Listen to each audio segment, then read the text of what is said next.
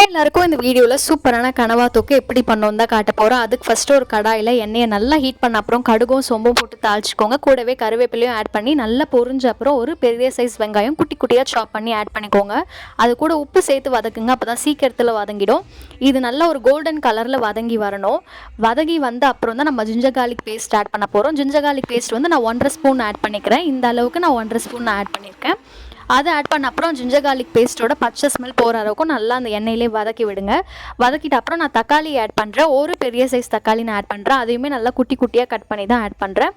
நல்லா தக்காளி ஆட் பண்ண அப்புறம் கொஞ்சம் வதக்கிட்டு மஞ்சத்தூள் வந்து நம்ம இந்த ஸ்டேஜ்லேயே ஆட் பண்ணுறோம். மஞ்சத்தூள் போட்டு ஒரு 1/4 ஸ்பூன் மஞ்சத்தூள் தான் நான் ஆட் பண்ணியிருக்கேன். அதை ஆட் பண்ணி நல்லா அதையும் வதக்கி விட்டுருங்க.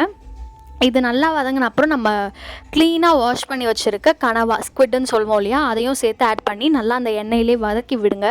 ஒரு 1 மினிட்ஸ் வதக்கின அப்புறம் தான் நம்ம வந்து மசாலாஸ் எல்லாமே ஆட் பண்ணுவோம். ஸோ நல்லா ஒரு 1 மினிட்க்கு நல்லா வதக்கி விடுங்க. வதங்கி விட்ட அப்புறம் தான் நம்ம மசாலா ஆட் பண்ண போகிறோம். நான் என்ன மசாலா ஆட் பண்ண போகிறேன்னா, ஆச்சி குழம்பு மிளகாத்தூள் அந்த கடையில் விற்கும். அது வந்து ஒரு 2 டேபிள் ஸ்பூன் ஆட் பண்ணியிருக்கேன். அதுக்கப்புறம் வீட்டிலே நம்ம மிளகாத்தூள் அரைப்போம் இல்லையா, அது வந்து ஒரு டேபிள் ஸ்பூன் ஆட் பண்ணியிருக்கேன். டோட்டலாக 3 டேபிள் ஸ்பூன் மிளகாத்தூள் ஆட் பண்ணியிருக்கேன். இதை ஆட் பண்ண அப்புறம் வேறு எந்த மிளகாத்தூளும் எக்ஸ்ட்ராவாக வேண்டாம். இது மட்டுமே சூப்பராக இருக்கும். வதக்கின அப்புறம் ஒரு 2 மினிட்ஸ் நல்லா அப்படியே விட்டுருங்க வதக்கிட்டு. அதுக்கப்புறம் ஒரு 1/4 டம்ளர் அளவுக்கு தண்ணி ஆட் பண்ணி வதக்குங்க. தண்ணி வந்து பார்த்து ஆட் பண்ணுங்கள், ஏன்னா ஸ்குவிட்லேருந்தே நிறையா தண்ணி வரும். ஸோ அதனால் நான் வெறும் 1/4 டம்ளர் மட்டும் தண்ணி ஆட் பண்ணியிருக்கேன்.